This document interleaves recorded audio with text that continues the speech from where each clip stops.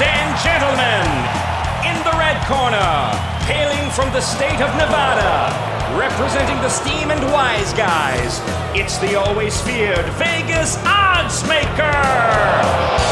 And in the blue corner, the crowd favorite from South Florida, Marc Winning Picks Lawrence. And now, let's get it on!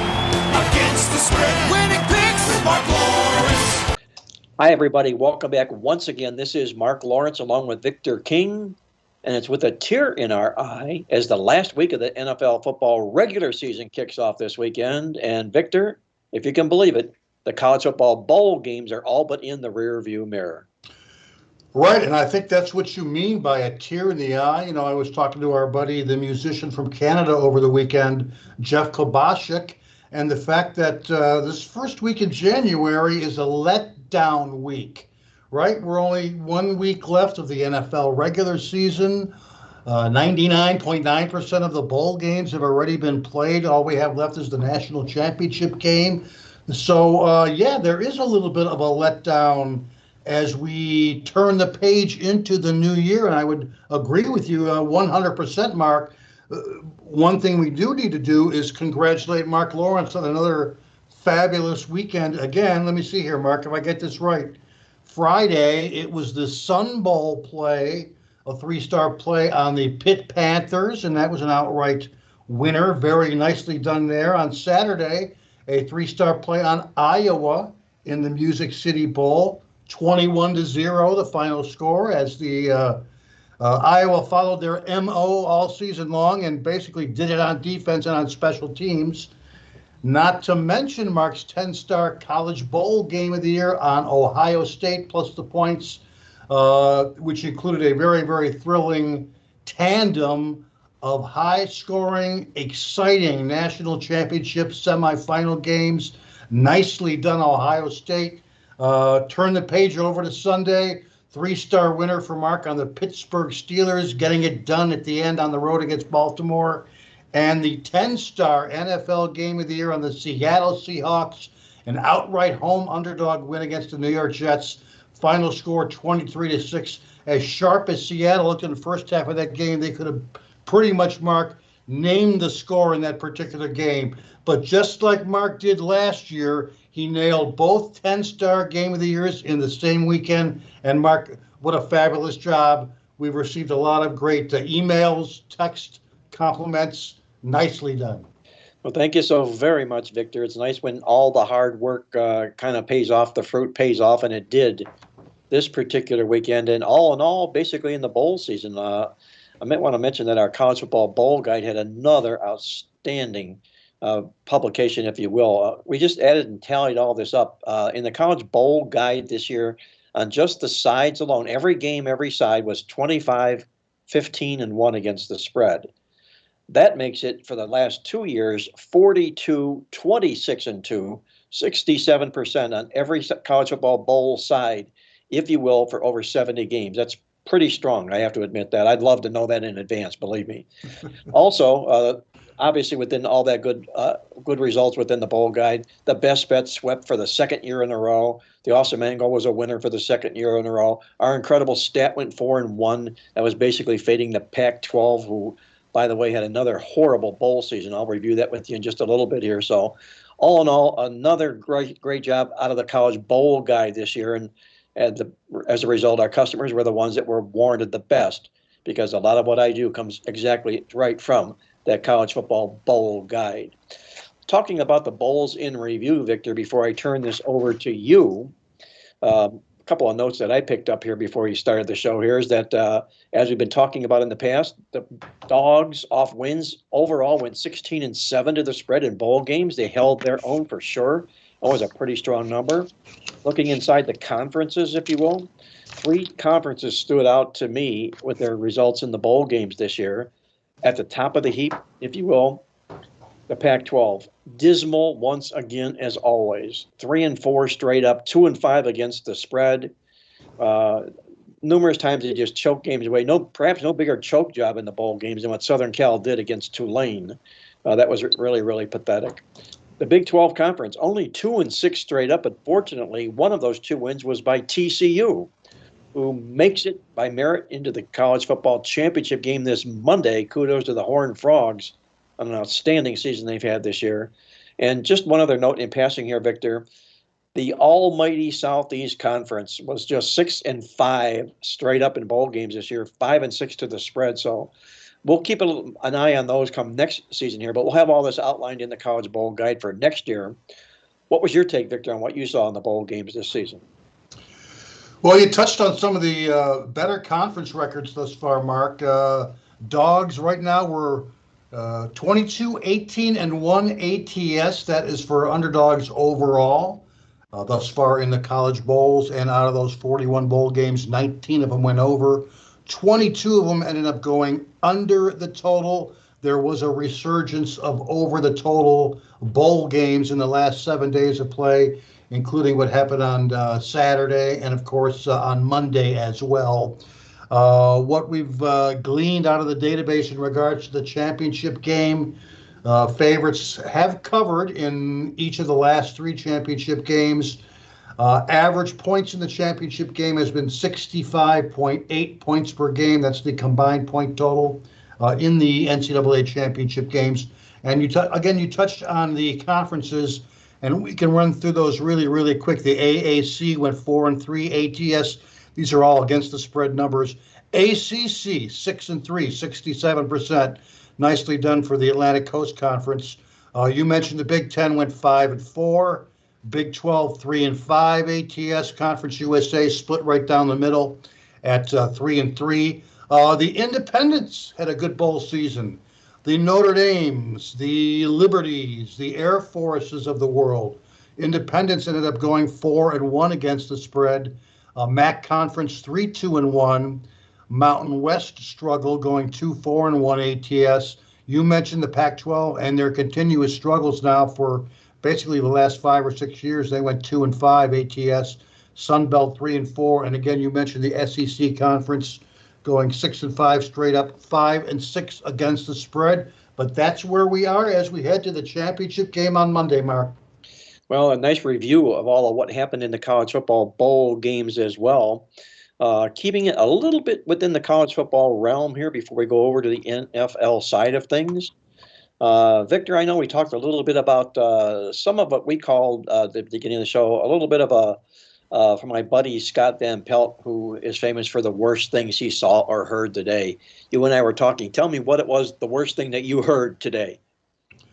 Well, if we're talking today on Wednesday, I heard something that's a little bit troubling, maybe a little bit head-scratching to me, and I'm sure you may have a comment about it, but the fact that one of Mark's favorite college football coaches of all time may have just hired maybe his second favorite college football coach of all time.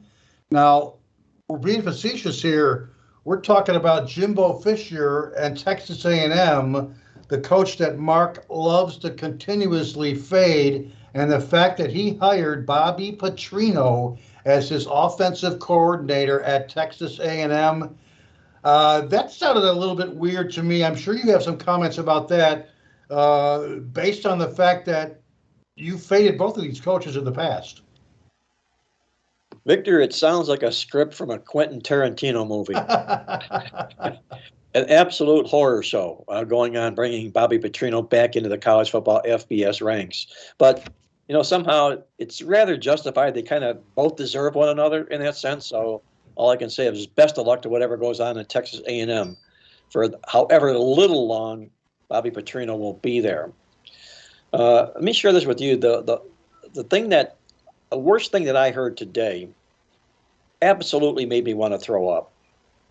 And what it was is Pete Rose, who received a lifetime ban from baseball for betting on games that he managed with Cincinnati, placed the first legal sports wager in Ohio on Sunday. The bet was on the Reds to win the World Series.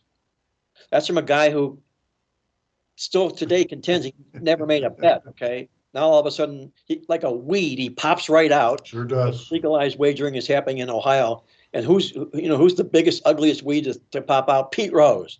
and he makes a bet on the Cincinnati Reds. I want to throw up. And you can almost rest assured, Victor, that some sports book, some legal sports book somewhere is going to hire Pete Rose as a face of the company. And if they do, you can rest assured I will never, ever even consider opening up an account at that particular sports book. That just made me want to throw up. That is a little bit troubling, Mark. I heard that the reason that they hired Pete Rose was because that Art Schlichter was not available. Well, that's a shame. I mean, they could have really had a 1-2 punch there, a 1-2 tandem. Yeah, my goodness, I didn't even think about that. That's a good one. A couple of Ohio guys, if you will. You're tuned in to Mark Lawrence Against the Spread, the nation's most popular sports handicapping talk show. I'm visiting with Victor King from King Creole Sports, and we're going over what happened in the world of college and pro football last week. Victor, let's turn over to the NFL side of things this week, where it's the final week of the regular season for the 2022 campaign. And a couple of quick notes that I'll mention here before I hand it over to you. Number one, there are only 10 of the 32 teams in the National Football League going into this week and the final week that have a winning record. That's absolutely incredible. None of them in the AFC South or the NFC South. Both of those South Division teams not nary a winning record between each of the two divisions here. Another food for thought going into not only this weekend but the college or the NFL playoffs as they come up here. Looking at NFL point differential, which means a ton, okay? It basically speaks for how well you're playing and how well you're dominating your opponents.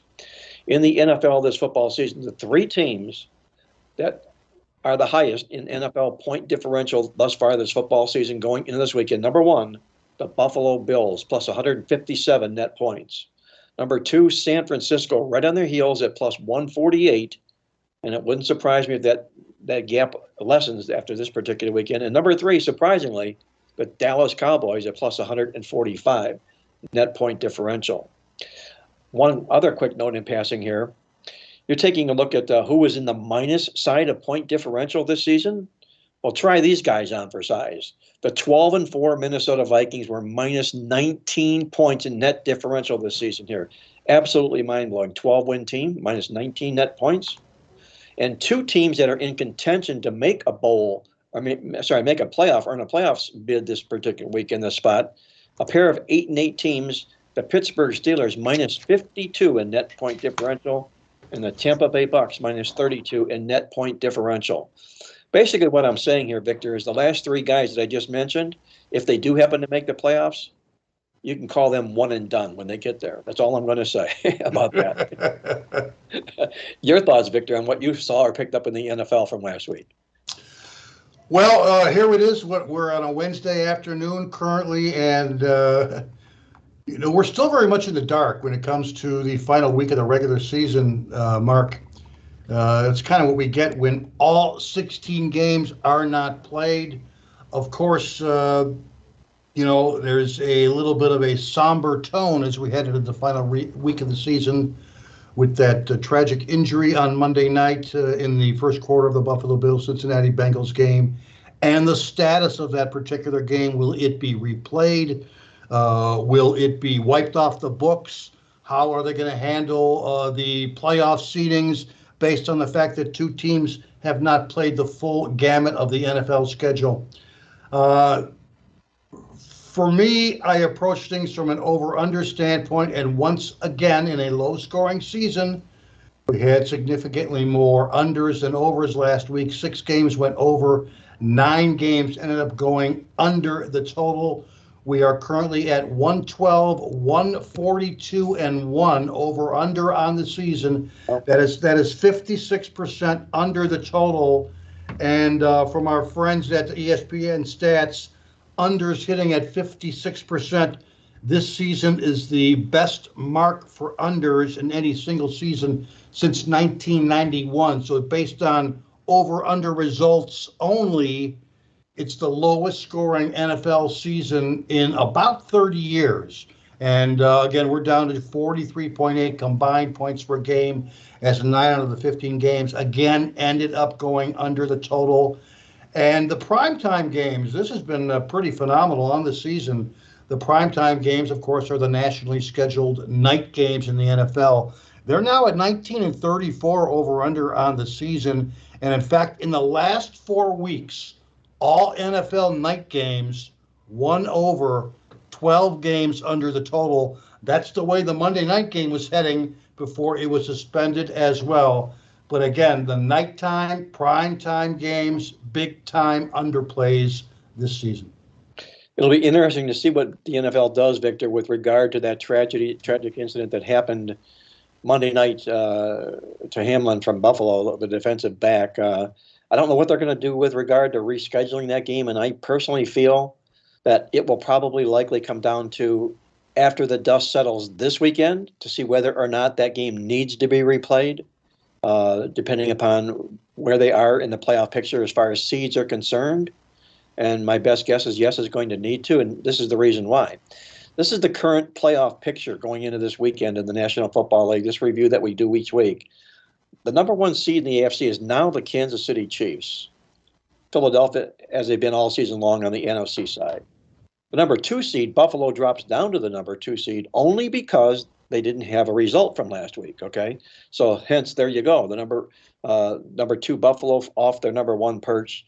Number 2 is San Francisco in the NFC. Number 3 is Cincinnati, who's also factoring into right on the heels of Buffalo. So I think regardless of what happens this week, you're still going to see that game being replayed, if probably resumed. And, you know, the weirdest thing, Victor, about resuming the game is the fact that, think about this, they're going to come out, the players of both teams, they're going to place the ball down on the yard line where that incident happened. And that's going to have to send a shiver through the players doing just that, okay? Yeah. And they start the game from there. But, you know, the truth be known, they have to get on with the game, okay? All week long, all the talk on all the radios, you know, I'm glued to the NFL on Sirius Radio. It's been nothing about the incident. So it will be nice and refreshing to see the National Football League games play just so long as he is doing well. And the word I'm hearing is he's really coming along real nice, which is great news. Moving forward, the number 3 seed in the National Football League NFC playoff picture, the Minnesota Vikings. Number 4 seeds, Jacksonville, temporarily. And number 4, Tampa Bay, who has clinched a playoff spot. Number 5 seeds, the LA Chargers, with a playoff ticket in their back pocket, along with the Dallas Cowboys, likewise a playoff ticket. Number 6 seeds, Baltimore and the New York Giants, both in the playoffs. And this is where it gets really interesting. The number 7 seeds are the New England Patriots, barely clinging, and the Seattle Seahawks, also barely clinging. Right on their heels, number 8 is Miami and the Detroit Lions. Number 9, Pittsburgh and Green Bay. And the other 5 teams that are mathematically alive, only 8 teams have been eliminated so far, are Tennessee, Pittsburgh, Carolina, Vegas, and New Orleans. The thing that I can't figure out, Victor, and maybe I should have paid a little bit more attention when I was in math class and especially algebra and doing all that stuff, is why is Seattle the number 7 seed, Green Bay the number 8 seed, and if Green Bay wins their game, they're in? I don't quite grasp that, okay? I mean, it has to do obviously with tiebreakers, so forth and whatnot. But at this time, as we go into this weekend, Seattle is number 7, Green Bay number 8, or number 9, and Detroit number 8. So it'll be interesting to see exactly how that NFC shakes out through all of this stuff. And you brought up a great point. What will the mindset be for the teams that are playing with Buffalo and Cincinnati this week? Are they coming to play? How hard are they coming to play? What's their focus going to be like? And that's the reason why, as we go to do our podcast starting on this show, there aren't lines on those 2 particular football games. The NFL doesn't want to get caught and hung up until they know exactly the pulse on those 2 particular teams going into a particular weekend. You're tuned in to Mark Lawrence Against the Spread, the nation's most popular sports handicapping talk show. And with that, Victor, we're going to hop over to our one and only featured NFL game of the week this week. No college football featured game of the week because we're down to just the college football championship game. We'll hit a little bit maybe on that a little bit later on in the show, but we covered that game in depth. Charles did a great write-up in the Playbook football newsletter on that game, and like write-up is what he did in that particular game. So you might want to pick up a copy of that particular newsletter to find out exactly our stance on the championship game on Monday night. With that, Victor, let's hop over to that NFL game of the week. And obviously, every game is a division game this week. And we've got a matchup between two opponents who really do not like one another, the New York Giants taking on the Philadelphia Eagles with a lot on the line for Philadelphia. Victor, how do you see this game shaking out Sunday in the NFL? You know, Mark, for the longest time, this last NFL regular season game of the season was a good one for overs.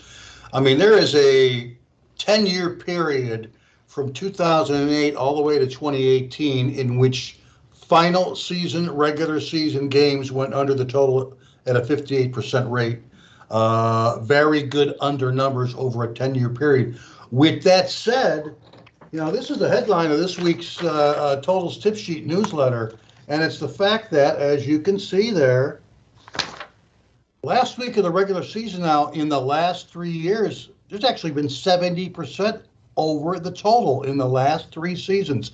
33 overs, 14 unders, 1 tie. We're on a 3-year period now in which these final season regular season games have been extremely high scoring, a little bit head scratching, but it is what it is, and we're just reporting the facts there. Now, as we head into our game here, let me take a look here. Giants and the Philadelphia Eagles. It's a 4:25 Eastern kickoff time. The line in the game, the over-under line opened at 40.5. It's up to 43.0 as we record the podcast. And the Eagles right around a 13.5 to a 14-point home favorite in the game. So based on the point spread, based on the over-under line, the implied score is Philadelphia 28.5, New York Giants 14.5. Now, the Giants are a 7-8-1 over-under team on the season, 4-4, 4-4-1 at home, 2-4 on the road. The Eagles have been one of the better over teams this season, 10 overs, 6 unders. They've gone 5-2-1 over-under at home, only 4-4 on the road. And both of these teams are trending over as of late. The Giants began the year by going under the total in 7 of their first 10 games, but their last 5 games have actually gone 4-1-1 to the over, average of 48.2 combined points per game. On the Philadelphia side, they started the year 2-3 over under first 5 games, but their last 11 have gone 8 overs, only 3 unders, 54.1 combined points per game. You know, when I started looking at the game, Mark, the OU line appeared about 5 or 6 points too low for me, and I couldn't figure out why, especially when we factor in, each team's recent high-scoring run.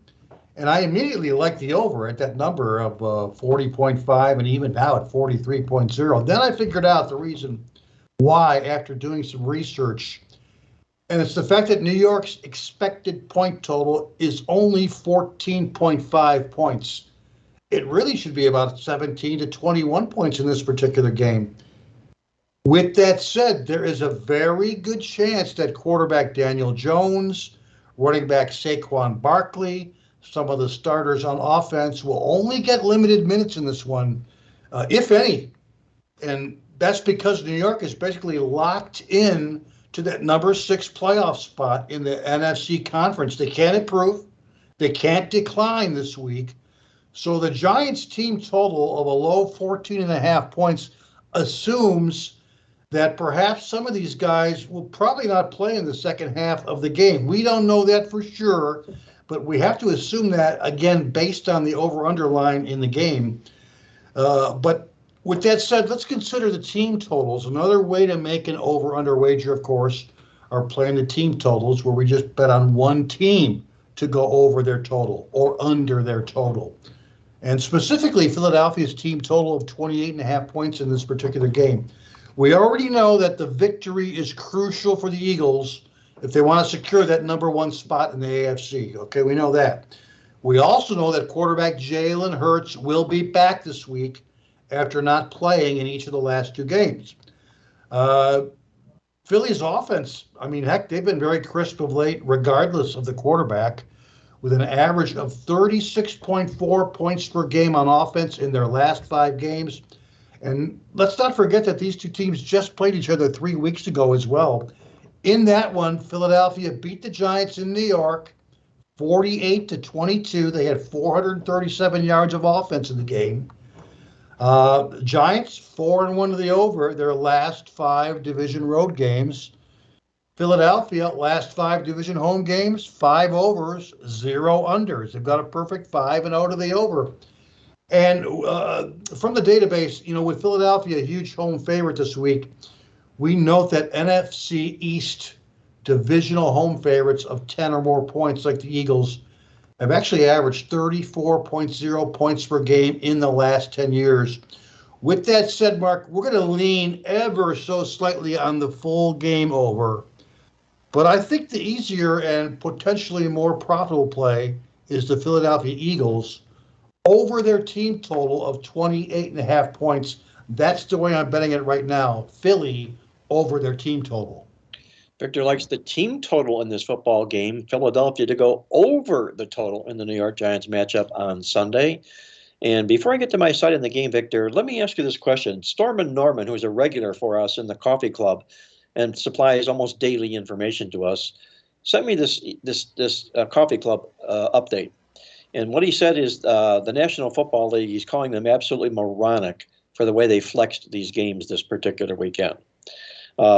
And I agree with him. First of all, the feature game on Sunday night should have been Jacksonville playing Tennessee for the marbles, okay? That's what the National Football League is all about. But no, they want to get greedy, and they want to put it on Saturday when they can garner all the ratings on Saturday, okay? So what do? They move Green Bay to Sunday night, okay? Green Bay and Detroit. Now, what position does that put Seattle in its football game? Horrible, okay? In an absolutely horrible position. Because if in that game, Detroit needs Seattle to lose. If Seattle if Seattle wins, Detroit's dead, okay? Right. Yep. I don't understand it, the National Football League thinking, but hey, we're not being paid to understand how the National Football League thinks these days. It's that was just a little commentary about upcoming with this football game on involving the Green Bay Packers. Let me say this about this football game here with the Giants and the Eagles.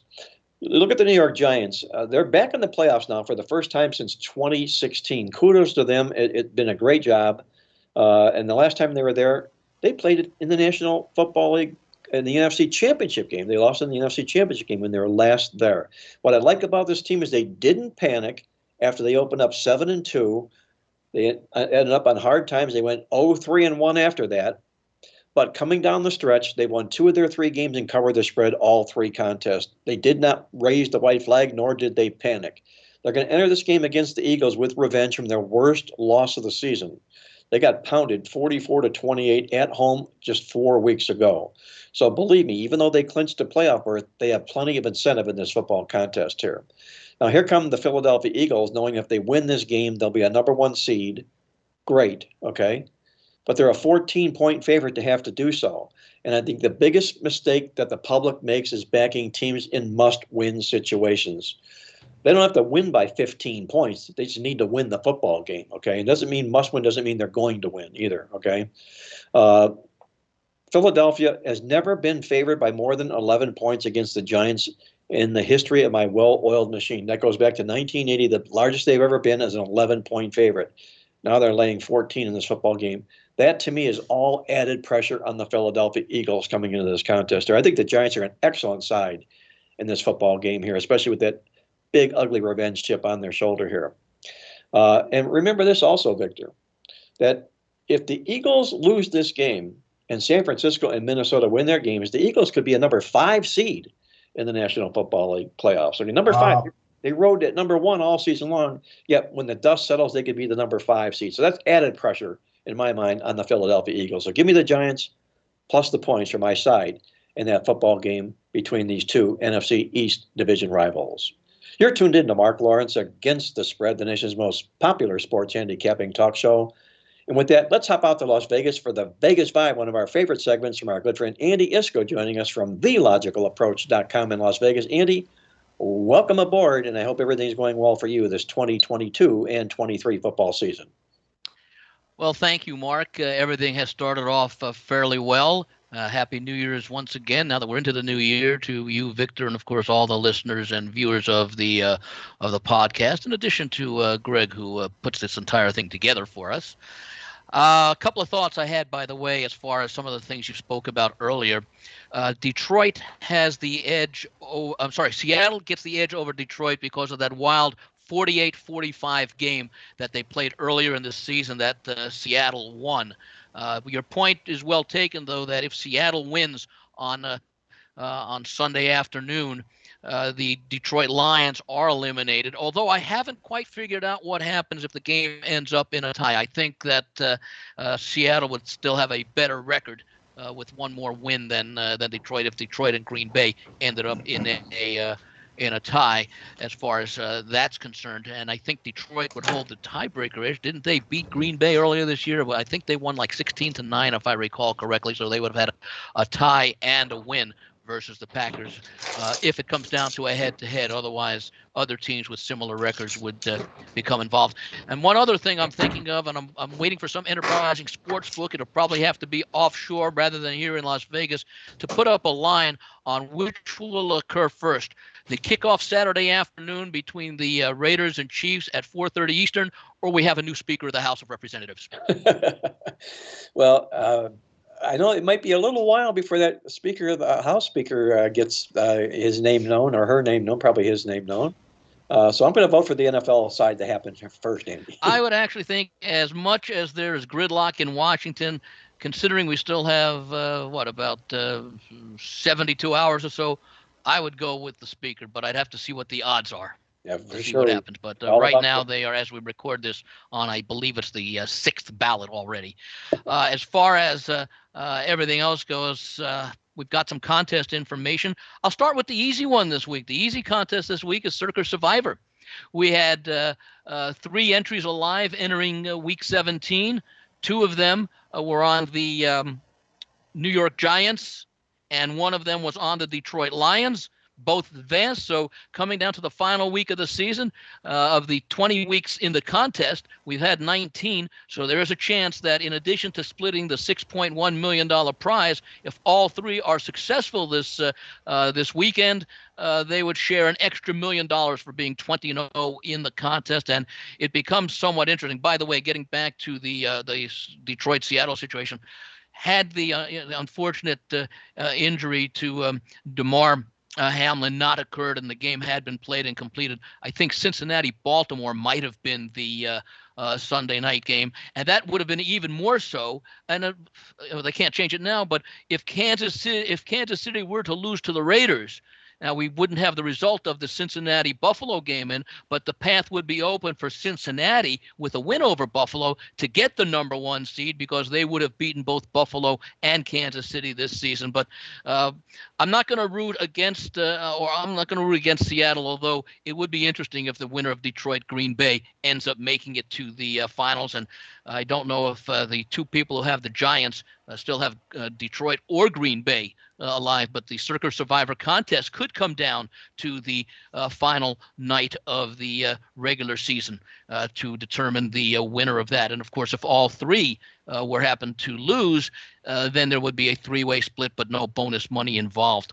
Let's go right back to the Circa Millions contest. Now, unfortunately, the standings were not posted until very late as far as the standings through week 17, but I can give you the information on the consensus results for both that and the Super Contest this week. And, of course, we did have the suspension of the Monday night game, and the 2 properties actually treated differently. In the Westgate Super Contest, if you had the Bengals or the Bills, because the game was not completed by midnight Tuesday night Pacific time, each side gets credited with a loss on that selection. Wow. And with the Circa, same circumstances, each side would get a push.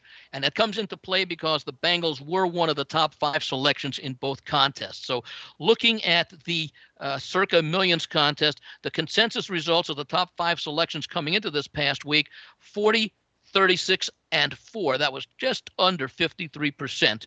The 5 top selections this week, 2, 2, and 1 because of the push with the Bengals. The winners this week were the Bucks -3 in their contest, and the Steelers +2.5 with their upset win at Baltimore. The 2 losing selections, the Vikings did not cover the short number in their one-sided loss to Green Bay, and also the Texans in their home loss to also one-sided loss to Jacksonville. So for the season now, in the Circa Millions contest, the consensus of the top 5 plays through 17 weeks or 85 picks, 42 winners, 38 losers, 52.4%. If you do the math, you throw out the pushes. If you'd play the consensus plays every week at the numbers in the contest, you would be up 0.02 units. We always hear about 52.9 or 52.3 rather. Well, 52.4 is slightly better than that. So that's the results there. As I say, we don't have the standings there. We do have the standings, however, in the Golden Nugget contest where they make 7 picks a week. And this is a season that a lot of us wish we would have joined. They only had 128 entries, and yet there's one contestant in the lead with a 73 out of a possible 119 points. That works out to a relatively low percentage of 61.3%. And I see relatively low because if you look at the results in past years, it's been up there in the mid to upper 60s. And also, you have college football combined with NFL, and there are a lot of contestants who specialize in college football. And of course, with the college schedule on a typical weekend having roughly 50 games throughout the better part of the season to choose from, as opposed to the between 13 and 16 NFL games, a lot more opportunities to spot favorable situations. So anyway, we've got one contestant at 61%, 61.3%, another at 60.1%. In order to be cashing this year, and they pay the top 20 in ties, 55.5% is what is needed to share in some part of the prize pool. Now, looking at the 2 Westgate contests, the Super Contest and the Super Contest Gold. In the Super Contest Gold, we usually just report on the leaders in the contest, and with 80 entries this year, all but 6 have been eliminated from winning the winner-take-all contest because the leader has 55.5 points, and only 5 other contestants have at least 50.5 to go 5-0. Then everybody else would have to falter, and the leader would have to go 0-5. Then that person at 50.5 could cash it, but there is no one at 50.5. 51.5 is the next highest one. That's only 4 points behind the lead, and there's a total of 6 contestants, therefore, within 4 points. The leader, however, or interestingly enough, went 5-0 this past week to leapfrog a lot of people who struggled with the Week 17 NFL card, with many 1-4s and 2-3s amongst the contestants, both in the Super Contest Gold and in the regular Super Contest itself. Looking at the consensus coming into last week through 16 weeks, 43, 36, and 1, bit better than the Circa Contest. That's 54.4%. This week's selections, because of the Bengals suspension of that game that was not completed, as I mentioned in the Westgate, both Bills, those who selected the Bills and the Bengals got credited with losses rather than pushes. So that makes the record technically 2-2 plus a no decision, but for the contest, it's 2-3. The 2 winners, the Buccaneers and the Steelers, both as in the Circa Contest, and the 2 losers were the Texans and the Steelers. So 5 identical selections, although in different orders. That brings the consensus season long through 17 of the 18 weeks. That's 85 picks, 45-39. And 1 push, that's 53.5%, only slightly better than the consensus for the Circa Millions contest. And I think it shows what an unusual year this has been, and it has been in several respects. Number one, the number of close games this year, games decided by 1 possession, has been huge compared to recent years. And more importantly, the average line in NFL games this year, we've had 255 of the 272 scheduled games played. Average line is about 4.5 points for a favorite, as opposed to 5.5 in recent years. And the average margin, as I recall, the last time I looked at it, the last few years, it's roughly been about 12 points per game as the average margin. It's down about 3 points this year as far as the average margin goes. So that makes it a much more difficult year, especially and I'll talk about the lines coming down by that nearly that 1 point. The lower the point spread, the more likely it is that the underdog can pull the outright upset, but it also means that it's tougher for underdogs to cover if instead of getting 5 points, they're only getting 4 points per game. So it evens the playing field a lot between those who like to play underdogs and those who insist on playing favorites, although underdogs against the spread this year have actually done well, but it's which underdogs at what point spread ranges. Good stuff coming from Andy Iskoe from TheLogicalApproach.com in Las Vegas with an update of what's going on in the major contest. Andy, you mentioned there's 3 players alive in the Survivor contest. Do you happen to know possibly what their possible plays that they could use, or is there any word on that yet about maybe projecting what those plays might be? I haven't seen it, but I'm sure it's available. They do have it on the website. They didn't have it updated when I looked before, although it's not that difficult to only update for 3, and it may already have been posted either on the Circa Survivor web page or on Twitter, which does a lot of coverage about the various contests, including the Circa. But certainly, and I heard you guys talk about it before, one would think if anyone had Philadelphia left, and I think there were a couple maybe entering the last couple of weeks who did have Philadelphia left, they are a huge 14-point favorite in their game against the Giants. And the other big favorite this week, Kansas City against the Raiders and the 49ers against the Cardinals. And as a matter of fact, I know we're going to go into it in a few moments after you have some comments, but I will talk about the Giants-Eagles game. No one expected the Saints to beat the Eagles this past Sunday. And there are a lot of people who thought that the Giants, as they did, would have clinched their playoff spot with their win over the Colts. We talk about the advanced line. So these are the lines that came out after Week 16 was played, the 2 days later, or the day after the Monday night game, but prior to Week 17's game. So prior to Week 17, the Eagles, when they lost to the Saints, the Eagles were 1.5 point home favorites against the Giants, thinking that the Eagles would have locked up the number 1 seed, the division title, and that the Giants might not have beaten the Colts and were still very much in the need of a win to make the playoffs. Well, obviously, the game now has significance for the Eagles, having lost outright, and has no significance for the Giants, who are going to be the number 6 seed in the NFC. And that one tie helps them because they end up with at least their best record would be, I think 10. If they lost, I think they would be 9-7-1, and all the other teams in contention have 8 losses. So the most that they could do, 9-7-1, is better than 9-8. Let's say between Detroit and Green Bay, or if Seattle wins. So the Giants really have nothing to play for.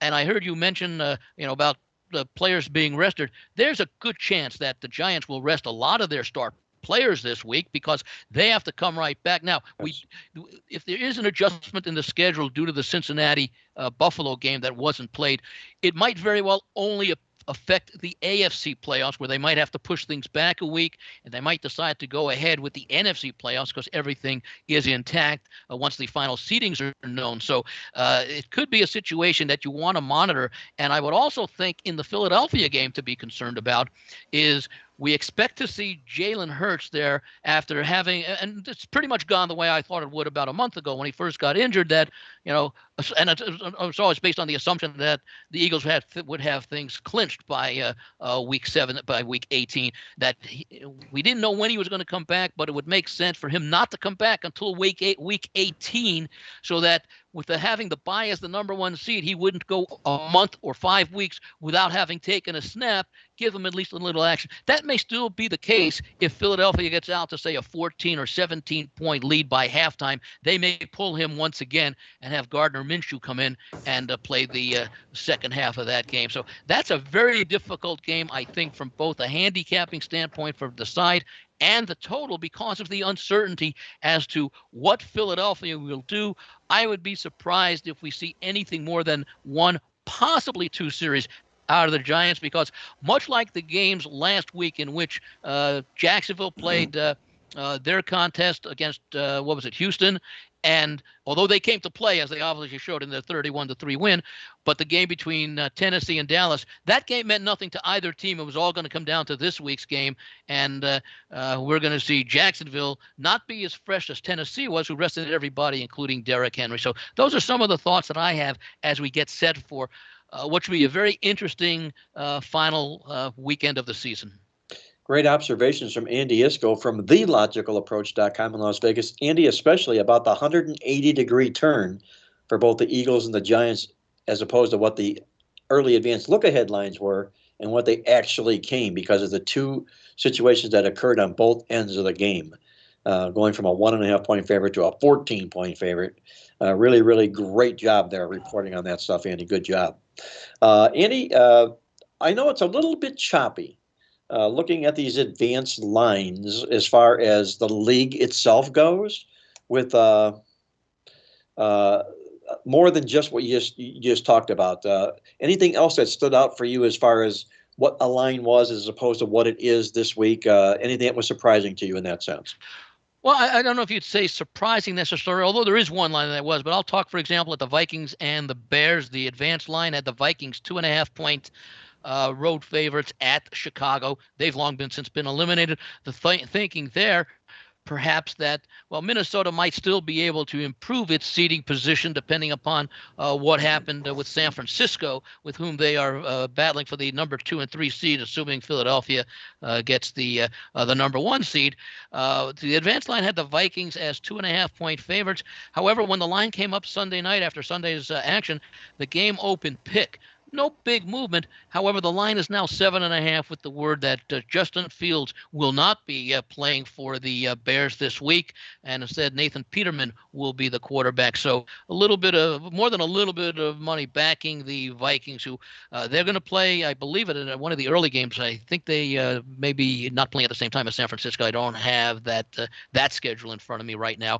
But that's one interesting one. I will talk about the two games that, as we do the podcast, are currently off the board and what happened with them before they were taken off. And that's the Ravens-Bengals game and the game between the Bills and the Patriots. Looking first at the Bills and Patriots, the advanced line had the Bills as as a 10-point favorite. The thought there being is that they would not yet have wrapped up the number 1 seed and needed to win. When the lines came out after this past week, this is before Sunday. This is before the Monday night game. Okay, so Bills were 7.5-point favorites for the game against the Patriots, who edged Miami on Sunday. And when the game was taken down after the unfortunate injury on Monday night, the Bills were being held as the same 7.5-point favorites. Looking at the game between the Bengals and Ravens, the advanced line had Cincinnati a 6-point home favorite. Now, at that point, before Week 17, the Bengals were still battling with Baltimore for the number 1 spot in the AFC North, as well as having the potential, should they beat or have beaten Buffalo, they could have an excellent chance at being the number 1 seed if Kansas City were to lose one of its final 2 games. The last one, they eked out the win against Denver. They play Saturday at the Raiders, who shouldn't be totally dismissed. They came to play last week against San Francisco, even though they had announced basically the end of Derek Carr's career as a Raider. When that line came out Sunday evening, the Bengals were up to 7-point home favorites, bet down to 6.5, came back up as the Ravens played and lost at home to Pittsburgh Sunday night. When it came back up Monday morning, the Bengals were 7-point home favorites, and that's where it was when the line came down following the DeMar Hamlin injury that resulted in the suspension of the game against between Buffalo and Cincinnati. Another one worth mentioning, I mentioned, well, a couple of them. Commanders, 4.5-point home favorites against Dallas in the advanced line. The thought there being Washington might still be alive for a playoff spot. Dallas was probably going to be already entrenched as the number 5 seed because it was expected that Philadelphia would defeat New Orleans on Sunday. That did not happen. The Commanders were eliminated, and Dallas opened Sunday night as a 7-point road favorite, and they remain. Oh, I'm sorry, they are up to a 7.5-point road favorite. And the one that was a little bit of a head scratcher. Now, this is after Denver fired Nathaniel Hackett, and then they gave a good effort the following week against Kansas City. And the Chargers had already clinched a playoff spot going into this past week. The advanced line had the Broncos as 2.5-point home favorites. Now, after the Chargers had already clinched, the line opened last week with the Chargers a 3-point favorite, which is really what it is right now. And I'm wondering, I'm a little bit perplexed as to why the Chargers opened up as road favorites after clinching, and why Denver was even favored by 2.5 at home in the first place, whether the Chargers needed to clinch or not, because I think the Chargers at that point going into last week, I don't believe they were firmly locked into what their seed would be. They may have already been locked into the seed in the AFC as the number 6 seed. I think Baltimore was going to finish ahead of them regardless. So those are the major line moves. I guess the last one I'll mention, because it is an unusual line move, the 49ers advanced line 10.5 at home against Arizona. Opened Sunday night 13.5 up to 14 as the co-favorites this year with the Eagles for the biggest favorite of Week 18. That's a little bit of an observation on what's happened to the National Football League lines that will be in place this week as opposed to what Vegas was looking at last week, from our good friend Andy Iskoe from TheLogicalApproach.com in Las Vegas. And Andy, for the final week of the regular football season this week, I know our listeners would love to know what you've got on tap in the NFL this weekend.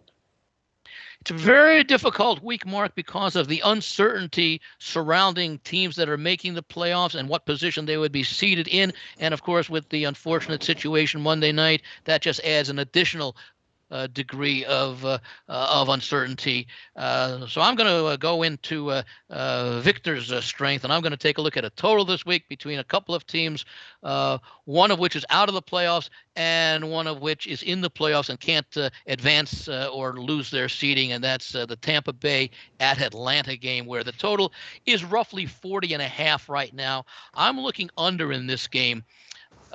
Tampa, I would imagine, because they have to host a game on Wild Card Weekend, we won't see much, if anything, of Tom Brady and a lot of the starting receivers. And if anything, what Tampa Bay needs to do, if they're going to really be a serious contender in the playoffs, despite what could well be a 9-8 record, would be to work on that running game, which has been pathetic all year. And if you work on the running game, it means you're taking time off the clock. You're going to lessen the number of possessions and try and get things just to stay healthy and be ready for the playoffs that start the following week. Now, so far, Tampa Bay this year, although they have been involved in a few higher scoring games lately, 11 of their games have produced less than 41 points this year, which is even a low number for this era of low scoring. 41 is a key number. That's why you may want to consider, if you can't find a 41, to go under to buy the half point. But Atlanta is even more of an under team, certainly recently. You look back at their last 5 games, the totals and Falcons, the total points produced: 39, 26, 39, 35, and 32 going back over a month. And in fact, 7 of their last 8 games have produced under 41 total points, including, as I mentioned, the last 5. So they've really, once they made the quarterback change, they've really struggled on offense. So I'm going to look for this game to stay under the total of 40.5 or 41, and hopefully not going against Victor, because he's the guru of totals. Victor, any comment on that? No, go with it. I have no opinion in the game, but I do agree that you want to get in at 40.5 or higher in that game. There you go, Andy. From the guru, Victor agrees with the under 40.5 for your complimentary play on that particular football game. Andy looks to make it 4 wins in a row, by the way, guys, for his free complimentary play on the show this weekend. Andy, I'm going to let you go. So until next week when we get back here and we talk about the NFL football playoffs right around the corner, I'm going to wish you nothing but success this weekend and the best of luck to you as always. And, of course, the best of luck to you, Victor, all of our viewers and listeners. And I join everyone else in sending out my thoughts and prayers for the recovery of Damar Hamlin as quickly as possible as we do the podcast. We're getting somewhat more encouraging news as far as his, the two words I'm waiting to hear, or actually the one word that I'm waiting to hear, stable. That's the best word I could hear in the 24 to 48 hours ahead. Stable always meant to me, Victor, as a former horse owner, about the horses, but in this case, it has a whole new different meaning, and I agree 100% with you. Let's hope we hear that word stable coming out of the hospital as far as that injury is concerned. Best of luck to you this week, Andy. Be well, my friend, and I'll catch you next week. Thanks, guys. That was Andy Iskoe joining us from TheLogicalApproach.com in Las Vegas. And guys, before I get to my awesome angle of the week, our good friend Jim Feist, one of the Playbook experts, has something he wants to share with you about this final week in the NFL. Jim, take it away, if you will. Hello, Mark. Hello, everybody, and Happy New Year to everyone.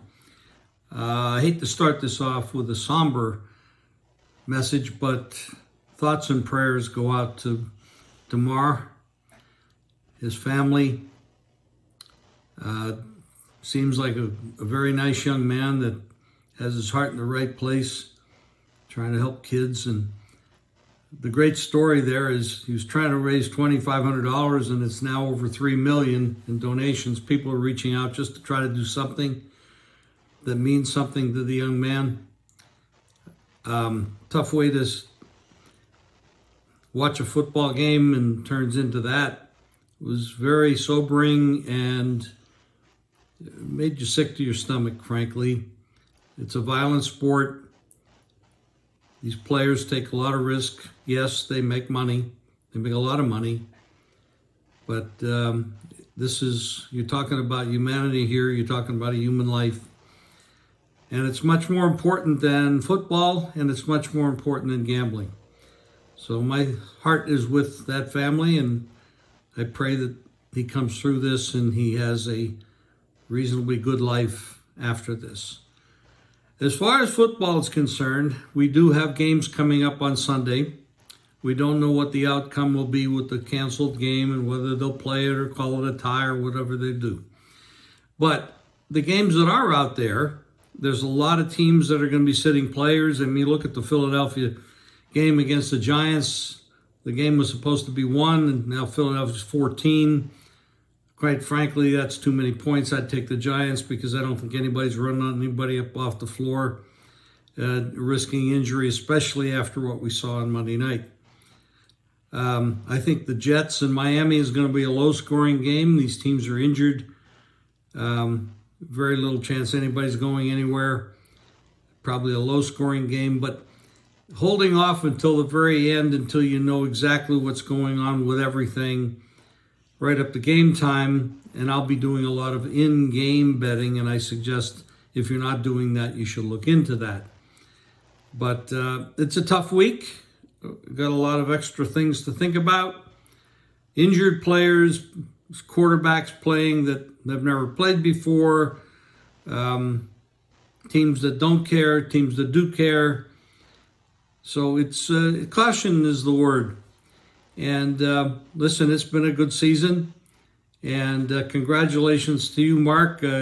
Great call on Pittsburgh. Great call on Seattle. And we'll talk to you next week. Good luck, everybody. Thanks, Victor. Great insight once again, as always. And we encourage our listeners to check out Jim Feist and all of his plays at the PlaybookSports.com website. With that, let's move on to our awesome angle of the week on the NFL card this week. We call it, from one of our black books, One of These Nights. And what we're looking to do with a little bit of twist in the angle is to play against any NFL home favorite of 6 or fewer points on Sunday night if they're coming off consecutive wins and taking on an opponent that's off a win. We're fading these teams because in this role since 1993, they've gone only 4-17 against the spread. You turn it around, that's a 17-4 play against angle. 81% will be fading the Green Bay Packers for One of These Nights awesome angle play. With that, let's hand it over to Victor King from King Creole Sports for his complimentary play on the football card this week and to find out what Victor's got on tap at King Creole Sports this weekend. Thank you, Mark. We've done pretty well with our college bowl selections this season. On Saturday, we had that 3-star winner on over the total in the Ohio State-Georgia game. Both teams, of course, combined for over 1,000 offensive yards, over 80 points. That one was pretty easy. We came back strong on Monday also with our 5-star bowl game of the year. That was on over the total in the Rose Bowl.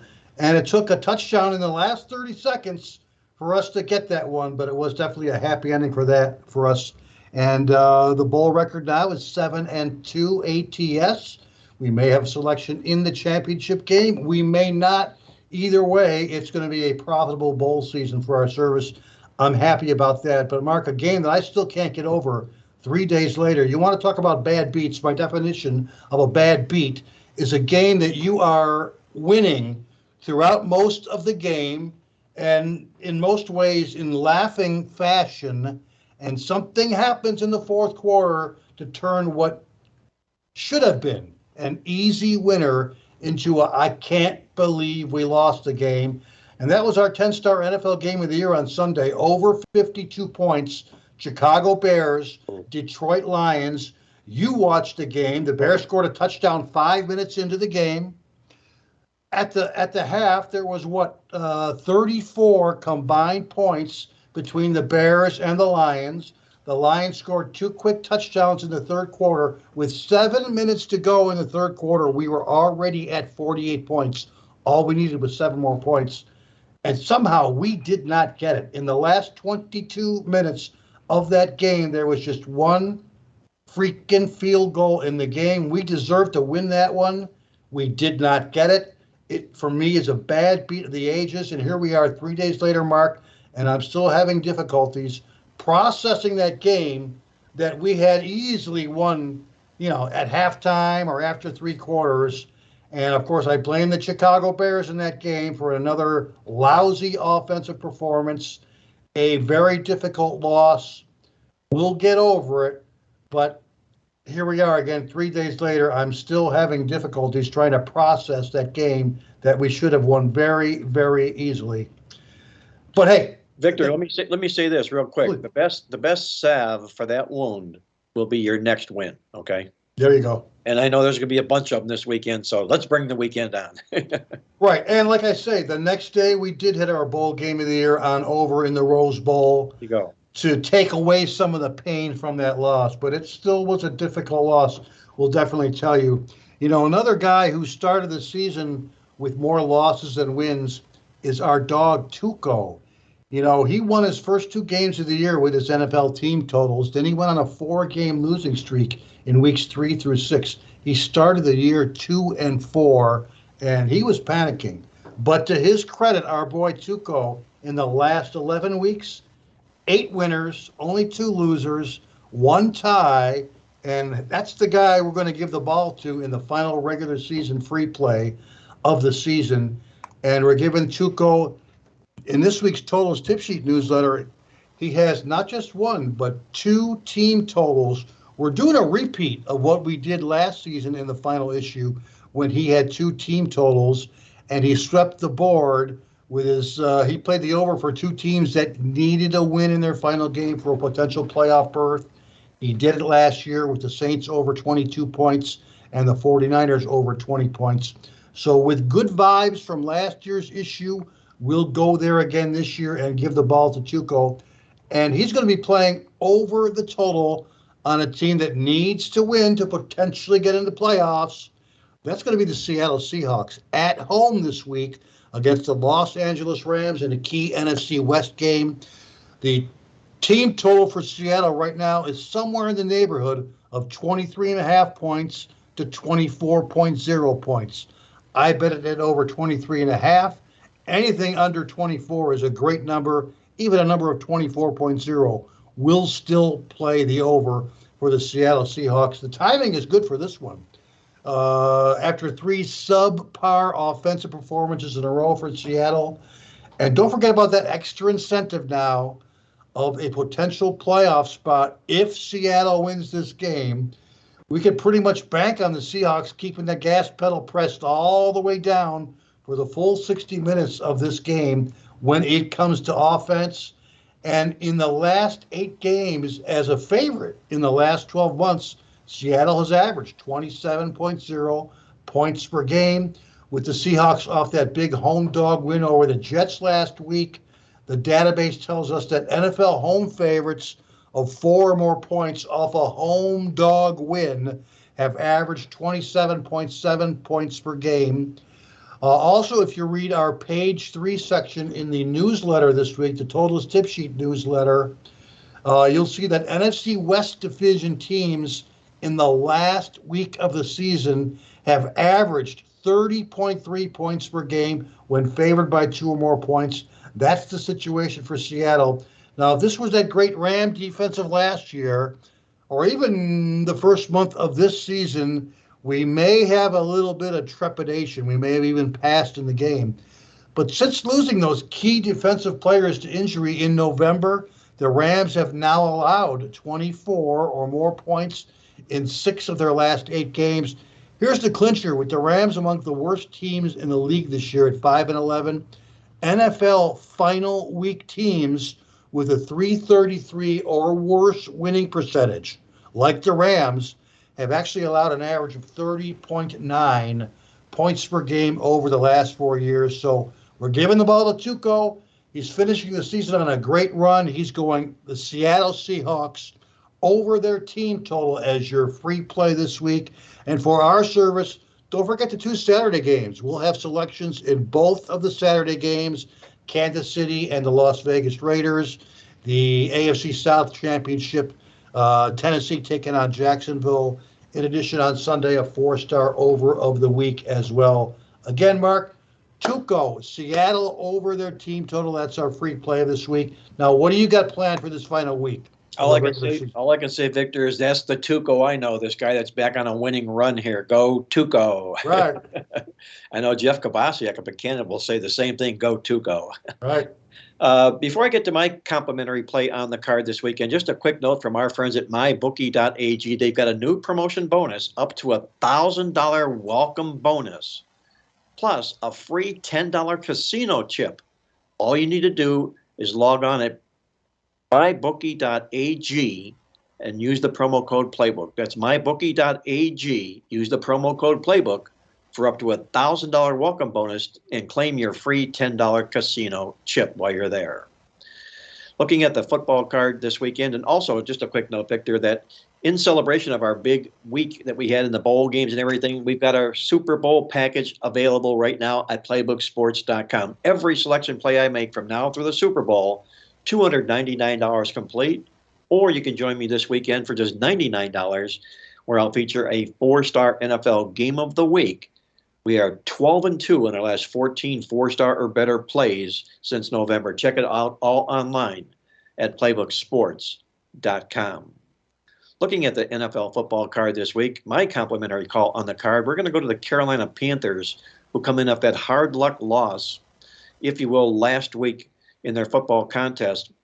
I'm going to take a look at the Panthers in this football game and come right back with them this week. We lost last week with them. They are 8-3 against the spread the last 11 games in dome stadiums. They've also cashed in 7 of their last 10 games coming into this contest. That was after a 1-5 straight up in ATS start. This football team is really closing in really, really strong fashion. When they're away in their final road game of the season, final game of the season, they're also 11-7 straight up into the spread. So here comes New Orleans, home off back-to-back road wins for their last game of the season. When New Orleans has been off a straight-up road underdog win the last 4 times, they've lost the game straight up and against the spread all 4 times. New Orleans, in their last home game of the season, the last 12 years, just 3 wins and 4 point spread covers. They're also 1-4-1 to the spread at home off back-to-back road games, like I mentioned.